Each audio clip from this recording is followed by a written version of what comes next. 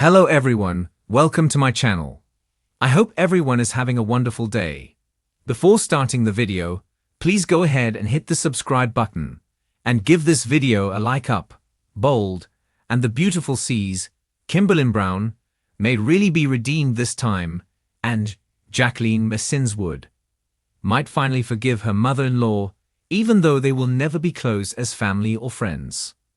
We're going to talk about Sheila's redemption arc and her dream of acceptance by Steffy finally coming true. So we've seen some interesting things cropping up on B and B ever since Lisa Yamada shot Sheila and took out another one of her toes before trying to take out Scott Clifton. This happened at the art school when Steffy Forrester was frantic over Liam being shot.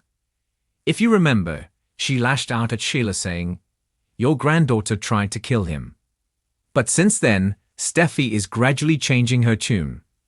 And at the hospital, she actually told several people that Sheila saved her life.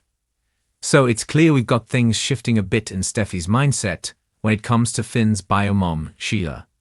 And it sure sounds like, even though she doesn't want to, for Sheila's heroic act that saved her life.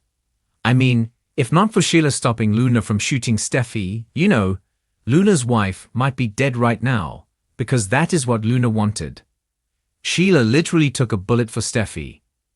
Plus, Luna is dead, and everybody's talking about her twisted upbringing and how Poppy Nozawa, Roni Park, messed up her daughter's life, and then Bill Spencer, Don Diamond, also messed up and got Luna a pardon. But now that she's dead, Finn, Tanner Novlan, is a little sad. Not so much that she's dead.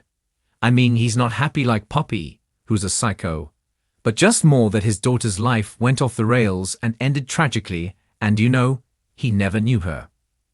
So everybody is grateful that Luna didn't kill Steffy and that Liam survived the shooting.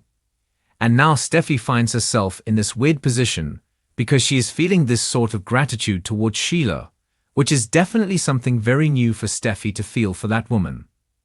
This week at the office, Hope Logan, Annika Noel, was telling Steffy that Sheila lost another toe because she got an update from her dad, Deacon Sharp, seeing Kanan.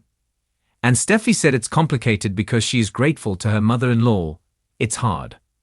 And yeah, I mean it's complicated for a lot of reasons. How heroic it was that Sheila has been making this great effort because it started with her trying to warn Finn and Steffy. And when she couldn't get to them because they were ignoring her calls, she didn't stop. Sheila raced over to Malibu to look for Steffy and to intervene. And Deacon said if not for Sheila, then Steffy would likely be dead.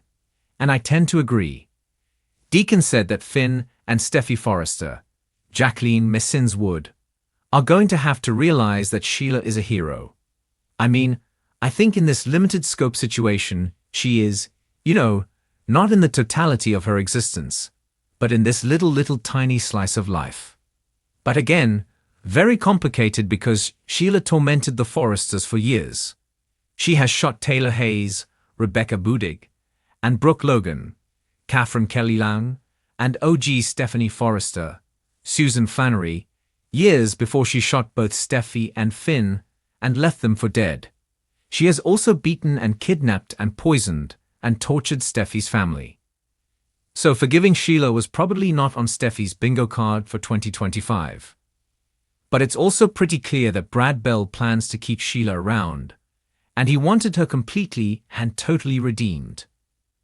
Pairing her with Deacon and making her a waitress, that didn't do it. And even Sheila saving Steffy's daughter Kelly Spencer, Sophia Paris McKinley, from drowning didn't do it.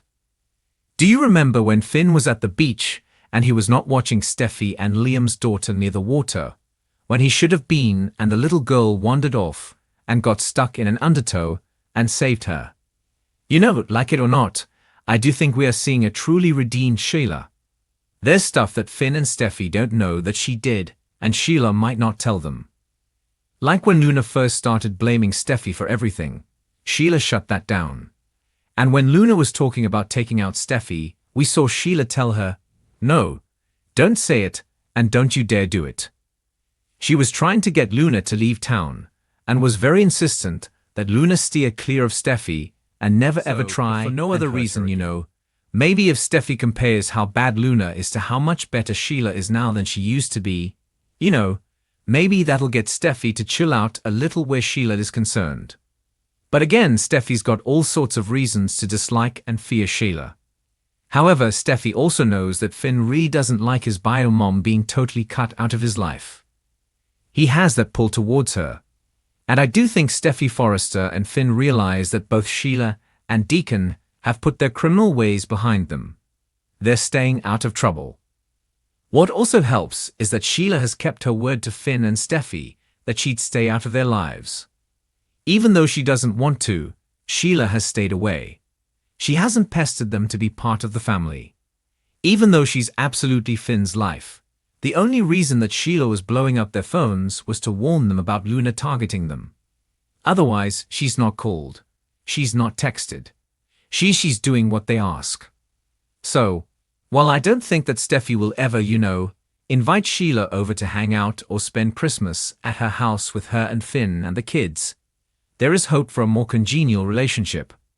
And again, I don't think it's going to happen overnight, but Steffy may be softening towards Sheila. You know, we could see slowly, inch by inch, Steffy may start letting Sheila into their lives on a tentative basis to see how it goes, because it really legit does look like Sheila is not a threat anymore. She's not going to hurt Steffy, and Sheila just saved her life. She even took a bullet for Steffy. And of course that doesn't make up for the bullet that, but you know, it's a starting point, and Sheila might do well to see this as a long game. Slowly building trust and of course not pushing.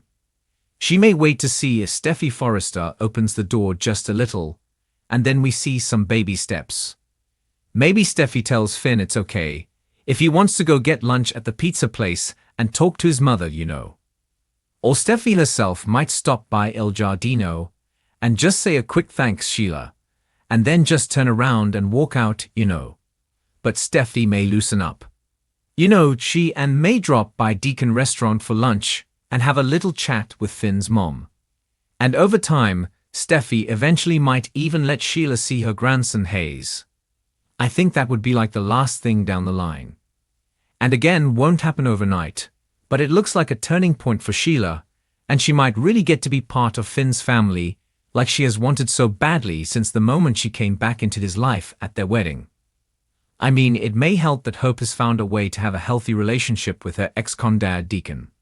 And of course, Brooke is now friends and co-parenting with Deacon. And he was a big, bold, and the beautiful villain there for a minute. So this could be a fresh start for Sheila and Steffy on. And a real redemption for Sheila in everybody's eyes that could change things forever.